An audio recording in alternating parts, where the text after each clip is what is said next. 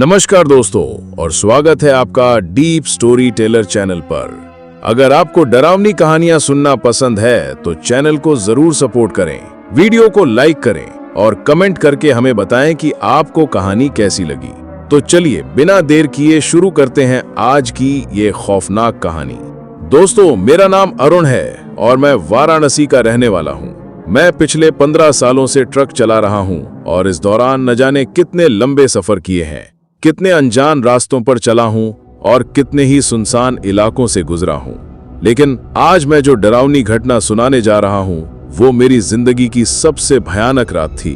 ये घटना उस वक्त की है जब मैं अपने खलासी मनीष के साथ वाराणसी से झारखंड के लिए ट्रक लेकर निकला था।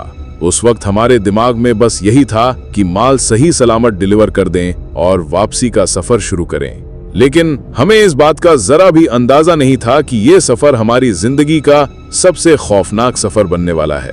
आज भी जब उस रात को याद करता हूं तो रूह कांप जाती है। हम दोनों ऐसी स्थिति में फंस चुके थे कि न तो आगे बढ़ सकते थे और न ही पीछे लौट सकते थे। ऐसा लग रहा था जैसे किसी ने हमें एक मौत के जाल में फंसा दिया हो जहां से निकलना नामुमकिन था। लेकिन अब इन पुरानी बातों को छोड़कर मैं आपको सीधा उस रात पर लेकर चलता हूं जब हमारे साथ वो डरावना हादसा हुआ। उस रात ठंड बहुत ज्यादा थी। वाराणसी की सड़कों पर हल्की धुंध फैली हुई थी और मैं अपने ट्रक में माल भरवाने के लिए गोदाम पहुंचा।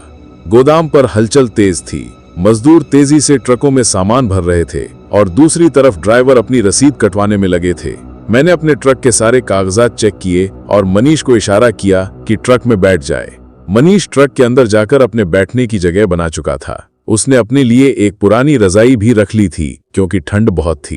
करीब 1 घंटे बाद माल भर चुका था और मुझे झारखंड के लिए निकलना था। मैंने ट्रक स्टार्ट किया और धीरे धीरे हाईवे की तरफ बढ़ने लगा। रात के करीब 11 बज चुके थे। वाराणसी की चहल पहल अब धीरे धीरे कम हो रही थी, लेकिन हाईवे पर अभी भी ट्रकों की आवाजाही जारी थी। मनीष बगल में बैठा था और रेडियो चला रखा था। हल्की हल्की लोकगीतों की आवाज ट्रक केबिन में गूंज रही थी, जिससे माहौल थोड़ा हल्का लग रहा था। मैंने गाड़ी की स्पीड 60 से 70 के आसपास रखी थी क्योंकि माल भारी था और सड़क पर हल्की कोहरे की चादर बिछी हुई थी। करीब 2 घंटे तक सफर बिल्कुल सामान्य रहा, लेकिन जैसे ही हमने वाराणसी से बाहर कदम रखा और हाईवे के एक सुनसान हिस्से में पहुंचे, अजीब चीजें होने लगी। मनीष झपकी ले रहा था और मैं ट्रक चला रहा था। अचानक मेरी नजर हाईवे के किनारे खड़ी एक औरत पर पड़ी। वो सफेद साड़ी पहने हुई थी और सड़क किनारे खड़ी थी। ऐसा लग रहा था जैसे किसी का इंतजार कर रही हो। मैं थोड़ा हैरान हुआ क्योंकि इस ठंड में इतनी रात को इस तरह कोई औरत सड़क किनारे अकेली क्यों खड़ी होगी। लेकिन मैंने ज्यादा ध्यान नहीं दिया और ट्रक चलाता रहा। जैसे ही मैं उसके पास से गुजरा, अचानक मनीष की आंख खुली और उसने मुझसे पूछा, मालिक आपने देखा? मैंने कहा, क्या देखा? मनीष थोड़ा घबराया हुआ लग रहा था। उसने कहा, वो जो औरत खड़ी थी आप भी देखे ना? मैंने उसे हाँ में जवाब दिया, लेकिन मन ही मन सोच रहा था कि मनीष बेवजह डर रहा है। मैंने उसे समझाया कि ये कोई भटकती हुई औरत हो सकती है या किसी को लिफ्ट मांगने के लिए खड़ी होगी, लेकिन मनीष चुपचाप सिर झुकाकर बैठ गया जैसे उसे कुछ अजीब लग रहा हो। करीब आधे घंटे बाद जैसे ही हम एक और सुनसान मोड़ पर पहुंचे, मेरी नजर फिर से उसी औरत पर पड़ी। इस बार मेरा दिल जोर से धड़कने लगा क्योंकि ये वही औरत थी। सफेद साड़ी, लंबी कदकाठी और एक ही जगह खड़ी। ये कैसे हो सकता है? हमने गाड़ी रोकी नहीं थी तो ये औरत यहाँ कैसे आ सकती थी? मैं पूरी तरह अलर्ट हो गया। मैंने मनीष को जगाया और कहा, अब तो तेरा वहम नहीं होगा, देख फिर से वही औरत यहाँ खड़ी है। मनीष ने डरते हुए बाहर देखा और एकदम सहम गया। मालिक जल्दी ट्रक भगाइए, ये सही नहीं है। मैंने भी अब बिना वक्त गंवाए गाड़ी की स्पीड बढ़ा दी और आगे बढ़ने लगा, लेकिन मेरे दिमाग में सवाल घूम रहे थे। क्या सच में कुछ गलत हो रहा था या ये सिर्फ एक इत्तेफाक था? हमने करीब 10 किलोमीटर का सफर तय किया और अब एक सुनसान इलाका शुरू हो चुका था। चारों तरफ घना जंगल था, कोई दूसरी गाड़ी नजर नहीं आ रही थी और कोहरा भी अब ज्यादा हो गया था। हाईवे पर इस हिस्से में अक्सर ट्रक ड्राइवर अपने वाहनों को रोकते नहीं थे क्योंकि ये इलाका कुख्यात था। यहाँ कई लूटमार की घटनाएं हो चुकी थीं और कई ड्राइवरों ने यहाँ अजीबोगरीब घटनाओं की कहानियां भी सुनाई थीं। मुझे इन सब पर कभी भरोसा नहीं था, लेकिन आज जो कुछ हो रहा था उसने मेरे अंदर भी हलचल मचा दी थी। थोड़ी देर बाद मनीष ने मुझसे कहा, मालिक पेट में बहुत जोर की भूख लग रही है, कहीं ढाबा दिखे तो रोक देना। मैंने भी महसूस किया कि अब हमें कुछ खा लेना चाहिए। सफर लंबा था और एनर्जी जरूरी थी, लेकिन इस सुनसान रास्ते में ढाबा कहाँ मिलेगा, ये सोचकर मैं थोड़ी चिंता में पड़ गया। तभी कुछ दूर मुझे हल्की रोशनी दिखी। ये एक ढाबे की रोशनी थी, एक पुराना ढाबा जो सड़क के किनारे था। ये देखकर मुझे राहत मिली और मैंने ट्रक धीरे धीरे सड़क के किनारे लगा दिया। जैसे ही मैं ट्रक से उतरा, एक अजीब सा सन्नाटा महसूस हुआ। हवा बिल्कुल ठंडी थी और ढाबे की तरफ से हल्की हल्की आग की लपटें उठ रही थीं। ढाबे के बाहर कुछ चारपाइयां पड़ी थीं और एक आदमी आग जलाकर बैठा था। अंदर से एक औरत रोटियां सेक रही थी और एक लड़का खाना परोस रहा था। सब कुछ सामान्य लग रहा था, लेकिन माहौल में कुछ था जो असामान्य लग रहा था। मैंने किशन से कहा, चल खाना खाते हैं। हम दोनों ढाबे में दाखिल हुए और उस लड़के से खाने का पूछा। लड़के ने कहा, साहब आज हमारे पास सिर्फ खड़ी चावल है, खा लीजिए। मुझे इसमें कोई दिक्कत नहीं लगी, लेकिन मनीष थोड़े अजीब ढंग से इधर उधर देख रहा था। मैंने उसे घूर कर देखा और कहा, अब फिर से डरने मत लग जाना, चुपचाप खाना खा। खाना आ चुका था। कढ़ी की खुशबू बहुत अच्छी थी और रोटियां भी गर्मा गर्म थीं। मैंने पहला कौर मुंह में डाला और अचानक मेरी नजर सामने बैठी उस औरत पर पड़ी जो अब हमें घूर रही थी। उसकी आंखें बड़ी बड़ी थीं और उनमें कुछ अजीब सा था, जैसे कोई रहस्य छुपा हो। मैंने मनीष से धीरे से कहा, यह औरत अजीब लग रही है, तुझे नहीं लगता? मनीष ने गर्दन हिलाई और धीरे से फुसफुसाया, मालिक हमें यहाँ से निकल जाना चाहिए, जल्दी। लेकिन अब बहुत देर हो चुकी थी, क्योंकि तभी मैंने देखा कि उस औरत की आंखें एकदम लाल हो गई थीं और उसके चेहरे पर एक भयानक मुस्कान थी। मेरे सामने बैठी वो औरत अब भी मुझे घूर रही थी। उसकी बड़ी बड़ी लाल आंखें और हल्की मुस्कान मुझे बेचैन कर रही थी।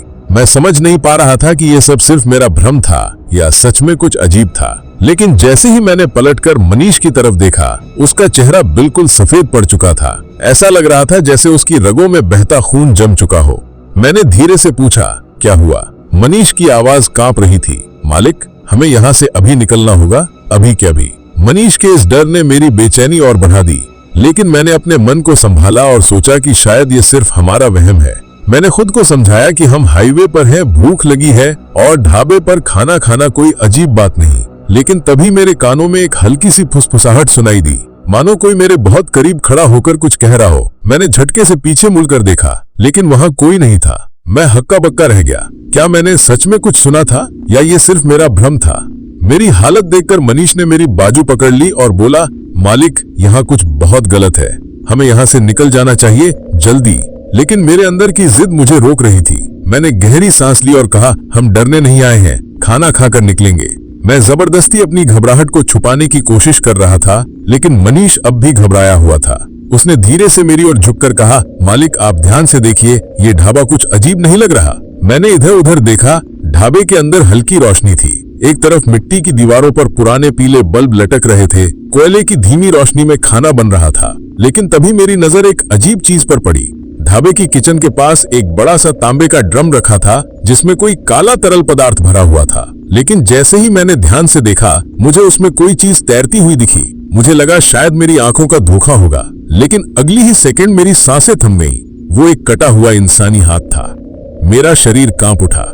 मैंने मनीष की ओर देखा और वो भी मेरी ही तरह हक्का बक्का रह गया था। हम दोनों ने एक दूसरे की तरफ देखा और बिना एक भी सेकंड गवाए अपनी जगह से खड़े हो गए। लेकिन जैसे ही हम उठे, उस औरत ने हमें घूरते हुए कहा, इतनी जल्दी कहाँ जा रहे हो साहब? उसकी आवाज में एक अजीब सी गूंज थी, जैसे कई आवाजें एक साथ बोल रही हों। मेरा पूरा शरीर ठंडा पड़ चुका था। मनीष मेरे बाजू को कस के पकड़ चुका था और हम दोनों के शरीर से पसीना टपक रहा था। मैंने जबरदस्ती खुद को शांत रखते हुए कहा, हमें आगे जाना है, बहुत देर हो गई है। लेकिन मेरी बात पूरी भी नहीं हुई थी कि उस औरत ने जोर से हंसना शुरू कर दिया। एक ऐसी हंसी जिससे मेरी रीढ़ की हड्डी में ठंडक दौड़ गई। उसके साथ ही ढाबे के बाकी लोग भी हंसने लगे। उनकी हंसी किसी सामान्य इंसान जैसी नहीं थी। वो एक डरावनी गूंजती हुई खौफनाक हंसी थी। अब मुझसे बिल्कुल भी रुका नहीं जा रहा था। मैंने मनीष को इशारा किया और हम दोनों तेजी से अपने ट्रक की तरफ भागे। लेकिन जैसे ही हम ट्रक के पास पहुंचे, हमारे पैरों तले जमीन खिसक गई। ट्रक वहां था ही नहीं। हमारा ट्रक जिस जगह खड़ा था, वहां अब सिर्फ घना कोहरा था। मैंने अपनी आंखें मलकर दोबारा देखा, लेकिन ट्रक का कोई नामो निशान नहीं था। मालिक, हमारा ट्रक कहां गया? मनीष की आवाज अब लगभग चीख में बदल चुकी थी। मेरा दिमाग शून्य हो चुका था। मेरे हाथ पैर ठंडे पड़ चुके थे। ये सब असंभव था। हमारा ट्रक अचानक गायब कैसे हो सकता था? लेकिन इससे भी ज्यादा खौफनाक बात यह थी कि अब ढाबे की सारी रोशनी भी बुझ चुकी थी। चारों तरफ अंधेरा और सन्नाटा था और वो औरत और ढाबे के बाकी लोग अब हमें दिखाई भी नहीं दे रहे थे। मनीष, हमें यहाँ से भागना होगा। मैंने ये कहते ही मनीष का हाथ पकड़ा और अंधेरे में भागने लगा, लेकिन अंधेरा इतना घना था कि हमें कुछ दिखाई ही नहीं दे रहा था। चारों तरफ बस घना कोहरा और ठंडी हवा थी। हमारी सांसें तेज चल रही थीं और हमारे पैरों के नीचे की जमीन भी अब दलदली महसूस हो रही थी। ऐसा लग रहा था जैसे जमीन हमें अंदर खींच रही हो। तभी अचानक हमें दूर कहीं हल्की रोशनी दिखाई दी। मुझे लगा शायद ये किसी गांव की रोशनी होगी। मैंने बिना कुछ सोचे मनीष से कहा, चल वहां चलते हैं। मनीष ने मेरी तरफ देखा और डरते हुए कहा, मालिक, कहीं ये भी तो छलावा नहीं है। मुझे उसकी बात सुनकर गुस्सा आया, लेकिन अंदर से मैं भी डर रहा था। हमने कोई और चारा न देखकर उस रोशनी की ओर जाना शुरू कर दिया। धीरे धीरे रोशनी तेज होती गई और जैसे ही हम करीब पहुंचे, हमारे पैरों तले जमीन खिसक गई। हम एक बार फिर उसी ढाबे के सामने खड़े थे। मैंने मनीष की ओर देखा। वो कांपते हुए बोला, मालिक, ये क्या हो रहा है? मैं खुद भी समझ नहीं पा रहा था कि हम बार बार उसी जगह पर क्यों लौट रहे थे। ऐसा लग रहा था जैसे कोई अदृश्य ताकत हमें यहाँ से जाने ही नहीं दे रही थी। हम जितना भी दौड़ रहे थे, घूम फिरकर उसी जगह आ रहे थे। ये जगह हमें छोड़ने के लिए तैयार ही नहीं थी। अब हमारी हालत बुरी हो चुकी थी। हमारी सांसें तेज चल रही थी, पसीने से तरबतर थे और हमारे दिमाग ने काम करना बंद कर दिया था। तभी अचानक हमारे पीछे से वही डरावनी हंसी गूंज उठी। तुम लोग यहाँ से बचकर नहीं जा सकते। ये आवाज इतनी ठंडी और डरावनी थी कि मेरा पूरा शरीर झिंझना उठा। मैंने धीरे से अपनी गर्दन घुमाई और देखा कि वही औरत हमारे ठीक पीछे खड़ी थी, लेकिन अब वो पहले जैसी नहीं थी। उसकी आंखें पूरी तरह से काली हो चुकी थी।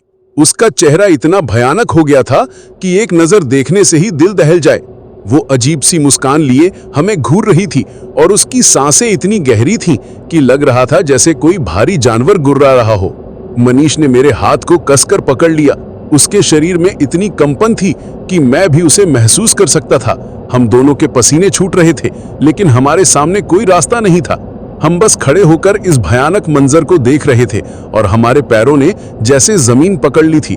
हम हिल भी नहीं पा रहे थे। मैं कुछ बोलने की कोशिश कर रहा था, लेकिन मेरी आवाज हलक में ही अटक गई थी। तभी उस औरत ने एक कदम आगे बढ़ाया और उसकी हंसी और जोरदार हो गई। भाग क्यों नहीं रहे? नहीं चाहते कि जिंदा रहो? उसकी आवाज में इतना डर था कि मैं खुद को संभाल ही नहीं पा रहा था। मैंने तुरंत मनीष का हाथ पकड़ा और चिल्लाया, भागो! और हम दोनों बिना पीछे देखे दौड़ने लगे। हम जंगल की ओर भाग रहे थे, लेकिन अंधेरा इतना घना था कि रास्ता दिखाई ही नहीं दे रहा था। हमारे पैरों के नीचे गीली जमीन थी और भागते हुए हमें ठोकरें भी लग रही थीं।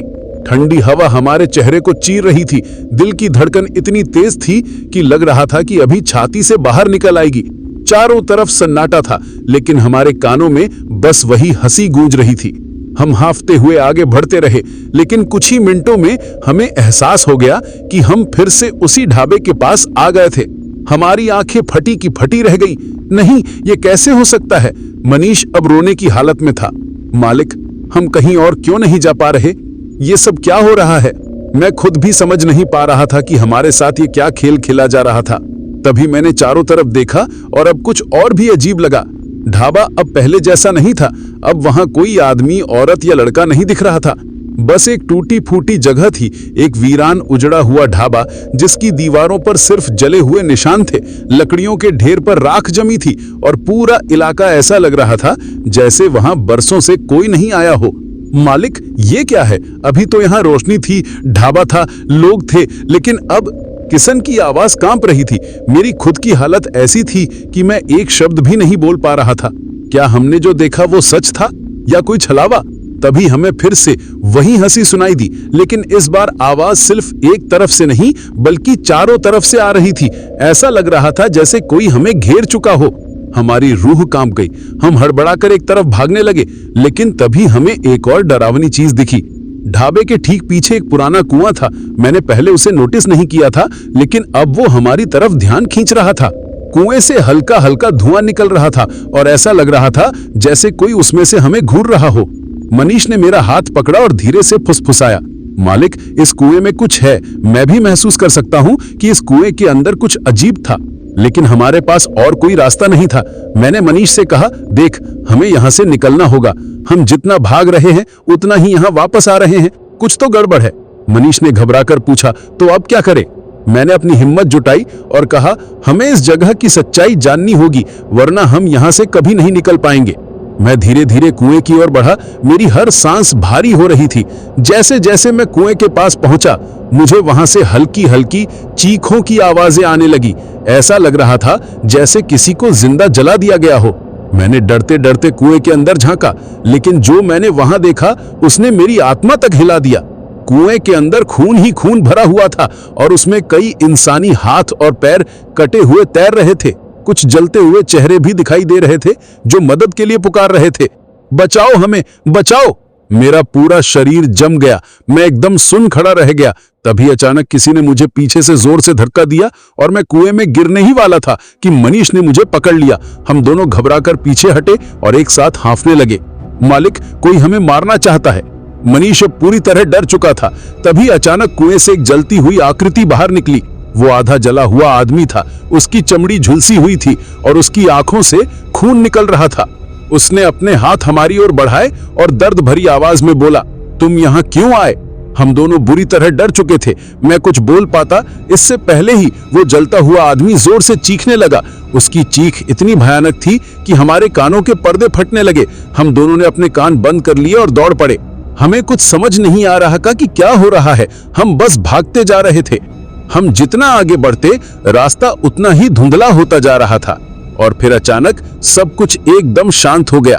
हम दोनों ने हांफते हुए चारों तरफ देखा। अब हमारे सामने कुछ भी नहीं था, न कुआं, न ढाबा, न ही कोई भूतिया हंसी। चारों तरफ सिर्फ घना जंगल था। ऐसा लग रहा था जैसे हम किसी और ही जगह आ गए थे। मैंने मनीष की तरफ देखा और कहा, लगता है हम बच गए। मनीष ने राहत की सांस ली और बोला, मालिक, अब हमें यहाँ 1 मिनट भी नहीं रुकना चाहिए। जल्दी से बाहर निकलते हैं। हम दोनों ने हिम्मत जुटाई और जंगल से बाहर निकलने का रास्ता खोजने लगे। लेकिन ये जंगल अजीब था। जितना चलते थे उतना ही गहरा होता जा रहा था।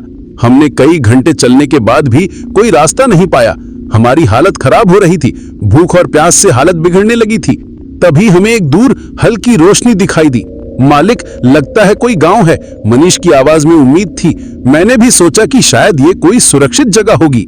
हम दोनों तेजी से उस रोशनी की तरफ बढ़ने लगे। जैसे ही पास पहुंचे, हमारी आंखें फटी रह गईं। हम फिर से उसी ढाबे के सामने खड़े थे। मेरे दिमाग ने जैसे काम करना बंद कर दिया था। मैंने मनीष की तरफ देखा। उसका चेहरा बिल्कुल सफेद पड़ चुका था। होंठ कांप रहे थे और आंखें डर से फटी हुई थी। मालिक, ये क्या हो रहा है? हम फिर से यहीं आ गए। मनीष की आवाज कांप रही थी। मेरा खुद का गला सूख चुका था। हम पूरी ताकत से भागे थे, लेकिन जैसे ही लगा कि हम बच निकले, हम फिर से उसी जगह पर लौट आए।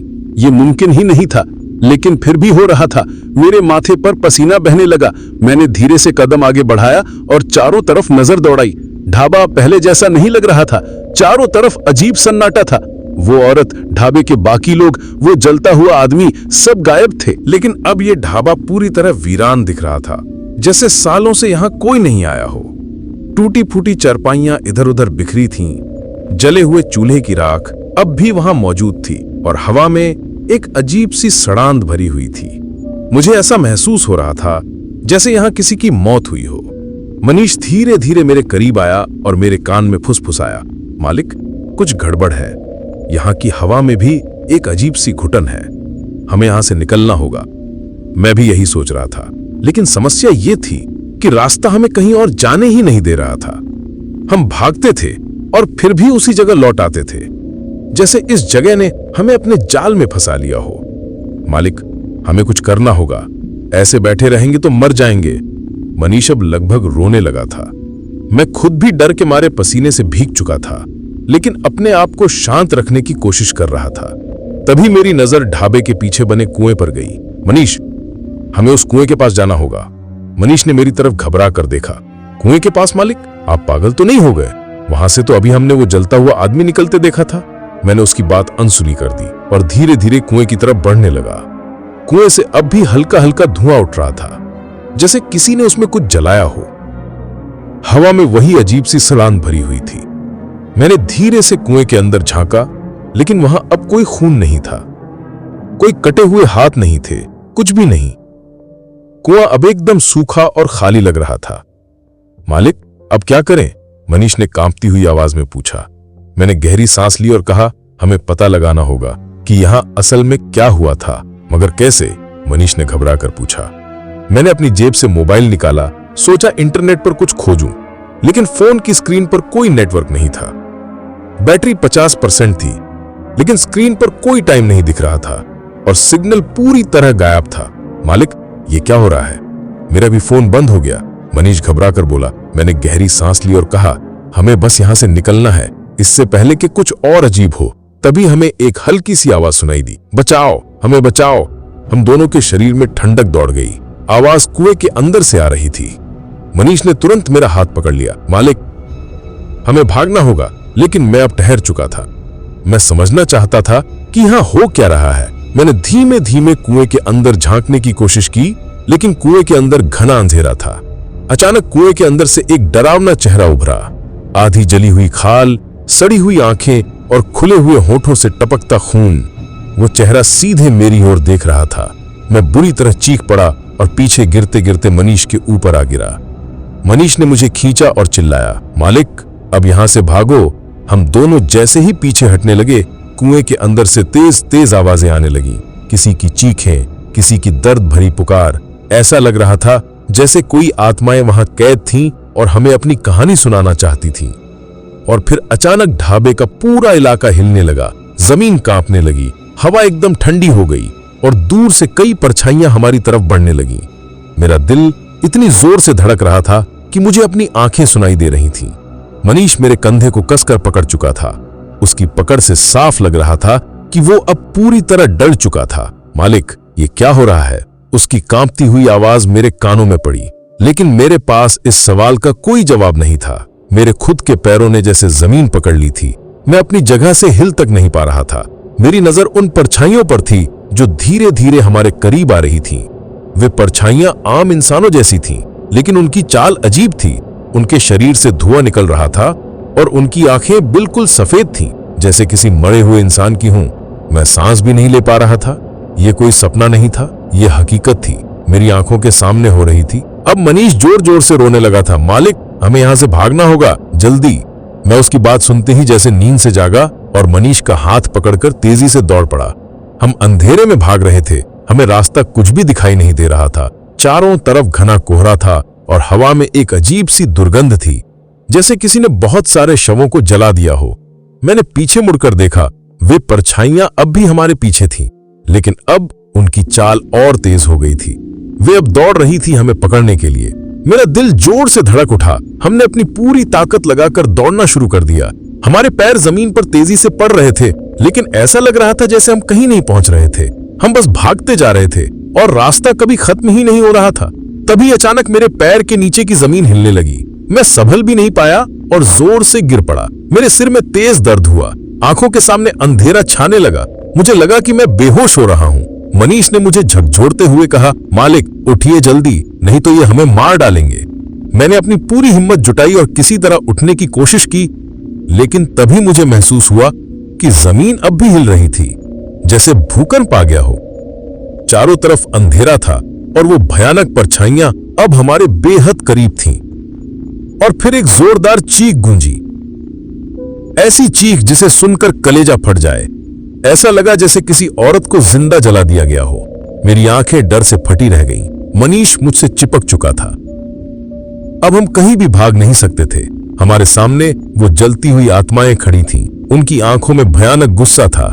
ऐसा लग रहा था जैसे वे हमसे बदला लेना चाहती हों। मैंने अपनी पूरी ताकत जुटाकर उनसे बचने के लिए भागने की कोशिश की, लेकिन अब हमारे पैरों के नीचे जमीन नहीं थी। हम किसी गहरे अंधेरे में गिर रहे थे, जैसे किसी गहरी खाई में समा गए हों। मेरी सांसें तेज हो चुकी थीं। चारों तरफ अंधेरा था और एक अजीब सी घुटन महसूस हो रही थी। मुझे कुछ भी दिखाई नहीं दे रहा था, बस गिरते हुए हवा की तेज आवाज सुनाई दे रही थी। ऐसा लग रहा था जैसे हम किसी ऐसी जगह पहुंचने वाले थे जहां से वापस आना नामुमकिन होगा। मैं चिल्लाया, मनीष कहाँ हो? लेकिन मेरी आवाज जैसे अंधेरे में ही गुम हो गई। तभी अचानक मेरा शरीर किसी ठोस जमीन से टकराया और एक तेज झटका लगा। मेरे आंखों के आगे अंधेरा छाने लगा। मेरा सिर घूमने लगा। मैं बेहोश होने ही वाला था कि तभी मुझे दूर से किसी के रोने की आवाज सुनाई दी। मालिक उठिए, मालिक। मैंने धीरे धीरे अपनी आंखें खोली। मेरा सिर अब भी चक्कर आ रहा था।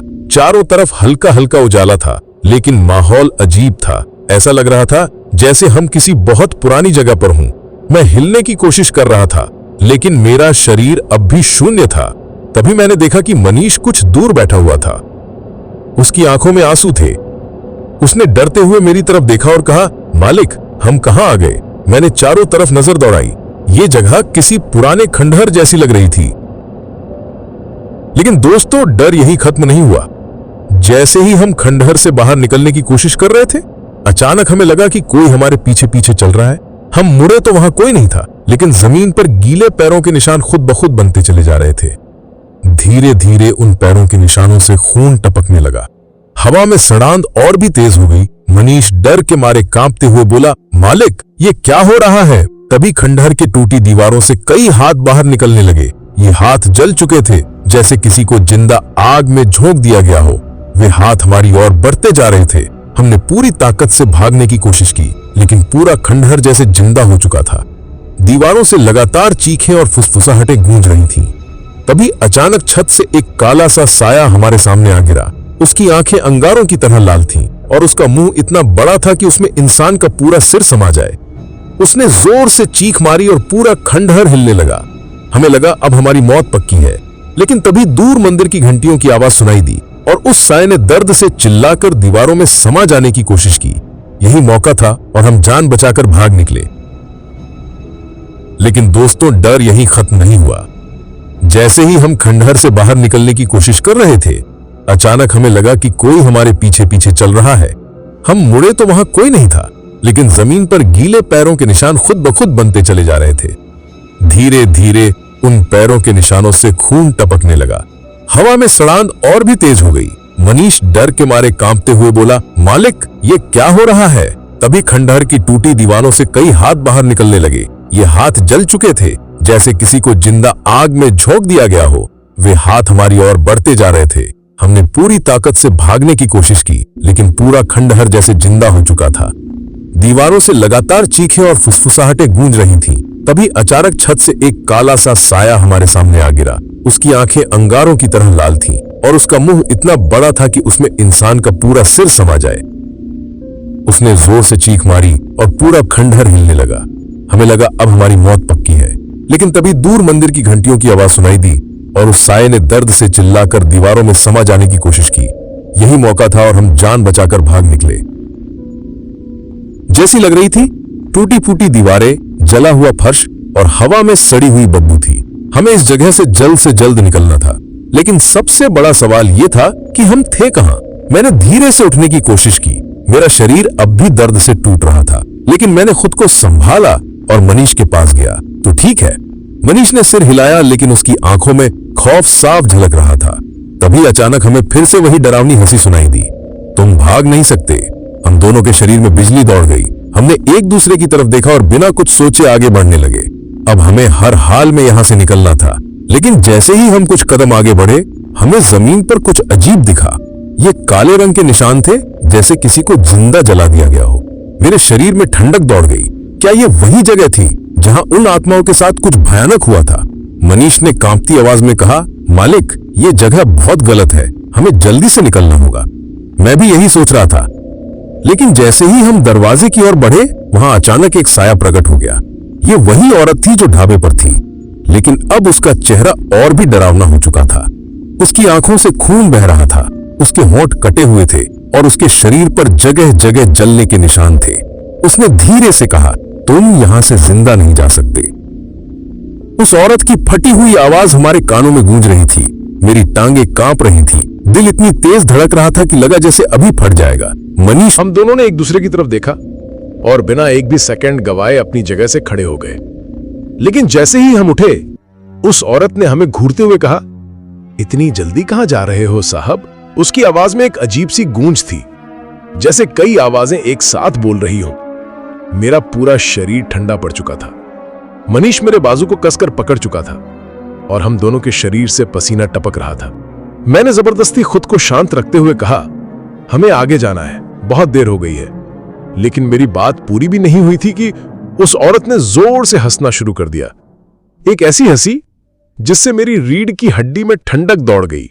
उसके साथ ही ढाबे के बाकी लोग भी हंसने लगे। उनकी हंसी किसी सामान्य इंसान जैसी नहीं थी, वो एक डरावनी, गूंजती हुई खौफनाक हंसी थी। अब मुझसे बिल्कुल भी रुका नहीं जा रहा था। मैंने मनीष को इशारा किया और हम दोनों तेजी से अपने ट्रक की तरफ भागे। लेकिन जैसे ही हम ट्रक के पास पहुंचे, हमारे पैरों तले जमीन खिसक गई। ट्रक वहां था ही नहीं। हमारा ट्रक जिस जगह खड़ा था वहां अब सिर्फ घना कोहरा था। मैंने अपनी आंखें मलकर दोबारा देखा, लेकिन ट्रक का कोई नामो निशान नहीं था। मालिक, हमारा ट्रक कहां गया? मनीष की आवाज अब लगभग चीख में बदल चुकी थी। मेरा दिमाग शून्य हो चुका था। मेरे हाथ पैर ठंडे पड़ चुके थे। यह सब असंभव था। हमारा ट्रक अचानक गायब कैसे हो सकता था? लेकिन इससे भी ज्यादा खौफनाक बात यह थी कि अब ढाबे की सारी रोशनी भी बुझ चुकी थी। चारों तरफ अंधेरा और सन्नाटा था, और वो औरत और ढाबे के बाकी लोग अब हमें दिखाई भी नहीं दे रहे थे। मनीष, हमें यहां से भागना होगा। मैंने ये कहते ही मनीष का हाथ पकड़ा और अंधेरे में भागने लगा। लेकिन अंधेरा इतना घना था कि हमें कुछ दिखाई नहीं दे रहा था। चारों तरफ बस घना कोहरा और ठंडी हवा थी। हमारी सांसें तेज चल रही थी और हमारे पैरों के नीचे की जमीन भी अब दलदली महसूस हो रही थी। ऐसा लग रहा था जैसे जमीन हमें अंदर खींच रही हो। तभी अचानक हमें दूर कहीं हल्की रोशनी दिखाई दी। मुझे लगा शायद ये किसी गांव की रोशनी होगी। मैंने बिना कुछ सोचे मनीष से कहा, चल वहां चलते हैं। मनीष ने मेरी तरफ देखा और डरते हुए कहा, मालिक, कहीं यह भी तो छलावा नहीं है? मुझे उसकी बात सुनकर गुस्सा आया, लेकिन अंदर से मैं भी डर रहा था। हमने कोई और चारा न देखकर उस रोशनी की ओर जाना शुरू कर दिया।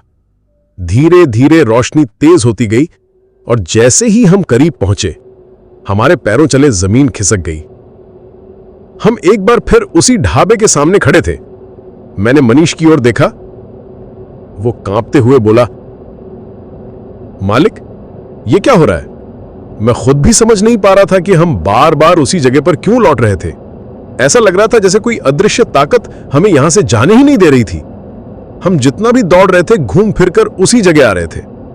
यह जगह हमें छोड़ने के लिए तैयार ही नहीं थी। अब हमारी हालत बुरी हो चुकी थी। हमारी सांसें तेज चल रही थी, पसीने से तरबतर थे और हमारे दिमाग ने काम करना बंद कर दिया था। तभी अचानक हमारे पीछे से वही डरावनी हंसी गूंज उठी, तुम लोग यहां से बचकर नहीं जा सकते। यह आवाज इतनी ठंडी और डरावनी थी कि मेरा पूरा शरीर झंझना उठा। मैंने धीरे से अपनी गर्दन घुमाई और देखा कि वही औरत हमारे ठीक पीछे खड़ी थी, लेकिन अब वो पहले जैसी नहीं थी। उसकी आंखें पूरी तरह से काली हो चुकी थी। उसका चेहरा इतना भयानक हो गया था कि एक नजर देखने से ही दिल दहल जाए। वो अजीब सी मुस्कान लिए हमें घूर रही थी और उसकी सांसें इतनी गहरी थीं कि लग रहा था जैसे कोई भारी जानवर गुर्रा रहा हो। मनीष ने मेरे हाथ को कसकर पकड़ लिया। उसके शरीर में इतनी कंपन थी कि मैं भी उसे महसूस कर सकता था। दिल इतनी जोर से धड़क रहा था कि लग रहा था जैसे अभी फट जाएगा। अंदर घना अंधेरा था, लेकिन हमें भागते रहना था। बाहर जलती हुई परछाइयां हमारी तलाश में थी। हम एक संकरी गली नुमा जगह में आ चुके थे। चारों तरफ सिर्फ धूल और धुआं था। हम धीरे धीरे आगे बढ़ने लगे। मनीष अब भी कांप रहा था। उसकी हालत मुझसे भी ज्यादा खराब थी। मालिक, हमें यहां से जल्दी निकलना होगा, वरना वो अपनी बात पूरी भी नहीं कर पाया कि एक तेज चीख ने हमारे पैरों को वहीं जड़ कर दिया। तुम बच नहीं सकते। हम दोनों के रोंगटे खड़े हो गए। ये वही आवाज थी, लेकिन अब ये हमारे बिल्कुल करीब से आ रही थी। मैंने धीरे धीरे गर्दन घुमाई और मेरी आंखें फटी की फटी रह गईं। दरवाजे के पास वही औरत खड़ी थी, लेकिन अब उसका चेहरा और भी ज्यादा विकृत हो चुका था। उसकी आंखों से खून बह रहा था, उसके आधे होंठ जल चुके थे और उसके हाथों में नुकीले पंजे उगाए थे। वो अब हमें मारने के लिए पूरी तरह तैयार थी। भागो मनीष, मैंने पूरी ताकत से चिल्लाया और हम तेजी से दौड़ पड़े। हमें नहीं पता था कि यह रास्ता हमें कहां ले जा रहा था, लेकिन हमें बस जान बचानी थी। हम अंधेरे में भागते जा रहे थे। पीछे से चीखों की आवाजें तेज होती जा रही थीं। ऐसा लग रहा था जैसे कई सारी आत्माएं हमारा पीछा कर रही थीं। हमारी सांसें जवाब देने लगी थीं, लेकिन हम रुक नहीं सकते थे। तभी अचानक हमें सामने एक रोशनी दिखी। ये वही मंदिर था जो मैंने उस दिन सपने में देखा था। मालिक, वो देखो मंदिर। मनीष की आवाज में हल्की सी उम्मीद झलकी। मैंने भी राहत की सांस ली। वही हमारा आखिरी मौका है, बस वहां तक किसी भी हालत में पहुंचना होगा। हम पूरी ताकत से दौड़े और जैसे ही मंदिर के दरवाजे पर पहुंचे, एक जोरदार झटके से वो बंद होने लगा। नहीं, मैंने पूरी ताकत से मनीष को अंदर धकेला और खुद भी अंदर कूद गया। जैसे ही हम अंदर पहुंचे, दरवाजा अपने आप बंद हो गया और बाहर की सारी आवाजें अचानक शांत हो गईं। हम दोनों जमीन पर गिर चुके थे। सांसें धौंकने की तरह चल रही थीं। कुछ मिनटों तक हम बिना कुछ बोले वहीं पड़े रहे। फिर धीरे धीरे मैंने खुद को संभाला और चारों तरफ देखा। मंदिर बहुत पुराना था, लेकिन मां दुर्गा की मूर्ति अब भी चमक रही थी। हमने एक दूसरे की तरफ देखा और आंखों में राहत के आंसू थे। हम बच गए मालिक, हम बच गए। मनीष फूट फूट कर रोने लगा। सुबह की पहली किरण फूट चुकी थी। मंदिर का दरवाजा अब खुल चुका था। हम बाहर आए तो देखा कि अब वहां ना कोई ढाबा था, ना कोई खंडहर, बस एक सुनसान सड़क थी। हमने भगवान को धन्यवाद दिया और वापस अपने ट्रक की तलाश में निकल पड़े। कुछ ही दूर चलने के बाद हमें वही सड़क मिली जहां हमने ट्रक खड़ा किया था, और ट्रक अपनी जगह पर खड़ा था, लेकिन ढाबा पूरी तरह गायब था। वहां सिर्फ एक वीरान मैदान था। मालिक, ये सब क्या था? मनीष ने धीरे से कहा। मैंने लंबी सांस ली और कहा, ये उन आत्माओं का श्राप था जो वहां मारे गए थे। शायद हमें उनकी कहानी बताने के लिए यहां बुलाया गया था, ताकि लोग जान सकें कि वो रात कितनी भयानक थी। हमने ट्रक स्टार्ट किया और बिना पीछे देखे वहां से निकल पड़े। उस दिन के बाद मैंने कभी भी रात में सुनसान रास्तों पर ट्रक नहीं रोका। दोस्तों, उस रात में हमारी जिंदगी हमेशा के लिए बदल दी। आज भी जब मैं उन घटनाओं को याद करता हूं तो मेरी रूह कांप उठती है। उस रात में हमें यह सिखाया कि दुनिया में ऐसी ताकतें हैं जिन्हें हम समझ नहीं सकते। अगर आपको ये कहानी पसंद आई हो तो डीप स्टोरी टेलर चैनल को लाइक और कमेंट करके जरूर सपोर्ट करें। हम जल्द ही आपके लिए एक और खौफनाक कहानी लेकर आएंगे। तब तक के लिए सुरक्षित रहें और रात के अंधेरे में अकेले सफर करने से बचें।